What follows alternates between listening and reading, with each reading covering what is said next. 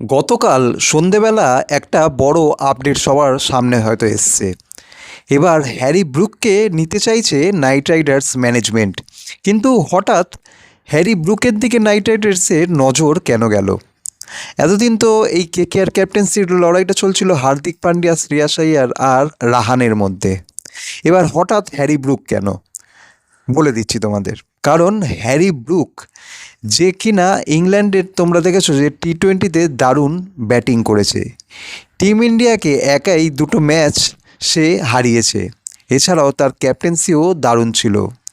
ঠিক কোন সময় কোন বোলারকে রোটেট করতে হবে, কোন স্পিনারকে আনতে হবে, কোন ফাস্ট বোলারকে আনতে হবে, কিভাবে ফিল্ড সেট আপ করতে হবে, তার প্ল্যানিং কিন্তু খুবই ভালো। হতে পারে তার বয়স কম, হতে পারে সে একদম ইয়াং একটা প্লেয়ার, হতে পারে তার কাছে আইপিএলের তেমন ভালো বেশি এক্সপিরিয়েন্স নেই।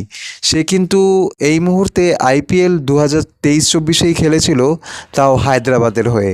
আর হায়দ্রাবাদের হয়েই কেকেআরের সাথে সে একটা কেকেআরের বিপক্ষে সেঞ্চুরি লাগিয়েছিল। আর সেটাই ছিল তার লাস্ট ম্যাচ। পরের বার থেকে সে কিন্তু আর আইপিএলে আসেনি, কারণ সে বুঝে গেছিলো আইপিএলে খেললে কিন্তু নিজের শট, নিজের পারফরমেন্সটা কিছুটা হলেও এক্সপোজ হয়ে যাচ্ছে। তাই আইপিএল সে আর খেলেনি তারপর থেকে। তাই কেকেআর ম্যানেজমেন্ট এবার হ্যারি ব্রুককে আনতে চাইছে কেকেআরে খেলার জন্য। তাতে কেকেআরের কী সুবিধা হবে?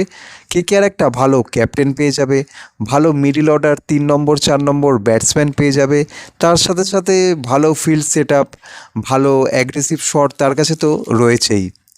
এবার আমি তোমাদের বলি যে হ্যারি ব্রুক সেই রিপ্লাইতে কি বলেছে। হ্যারি ব্রুক কিন্তু রিপ্লাইতে বলছে যে আমি বছরে ইংল্যান্ডের হয়ে 9 মাস ক্রিকেট খেলি, আর বাকি 3 মাস আমি একটু রেস্ট নিই, বাকি 3 মাস আমি আমার স্কিলের ওপর কাজ করি। এই মুহূর্তে আমি আইপিএল নিয়ে কিন্তু তেমন ভাবনা চিন্তা করছি না, কারণ আমার ওপর প্রেশার আছে 2027 ওয়ার্ল্ড কাপে ইংল্যান্ডের হয়ে ভালো পারফরমেন্স দেওয়ার জন্য, প্লাস টিমকেও একটা ভালো জায়গায় নিয়ে যাওয়ার জন্য। তাই দেখা যাক, পরে এই ব্যাপারে আমি মতামত জানাবো যে আমি কেকেআরে খেলবো কি খেলবো না, বা আইপিএল খেলবো কি খেলবো না। এই হচ্ছে হ্যারি ব্রুকের পরবর্তী রিপ্লাই। তো বন্ধুরা, তোমাদের কি মনে হয় হ্যারি ব্রুক কি কেকেআরের হয়ে পরবর্তী আইপিএল খেলবে, বা অন্য কোনো টিমের হয়ে কি আইপিএল খেলবে? আমি বলে দিই তোমাদের, এই অফারটা ছিল কিন্তু 10 বা 12 কোটি টাকার। কেকেআর ম্যানেজমেন্ট কিন্তু টাকার আপডেট দিয়েই কিন্তু একটা প্লেয়ারকে তাদের নিজেদের টিমে নিতে যায়, যে আমি এত টাকা দেবো, পরবর্তী সিজন আমার হয়ে খেলতে হবে। তো বন্ধুরা, এই ছিল আজকের আপডেট। তোমরা অবশ্যই জানাবে যে তোমাদের এই ক্রিকেট আপডেটগুলো কেমন লাগছে, আর পরবর্তীতে কোন প্লেয়ারকে কেকেআরে আনা উচিত, বা কোন প্লেয়ারের কেকেআর টিমে নিয়ে রেখে দেওয়া উচিত।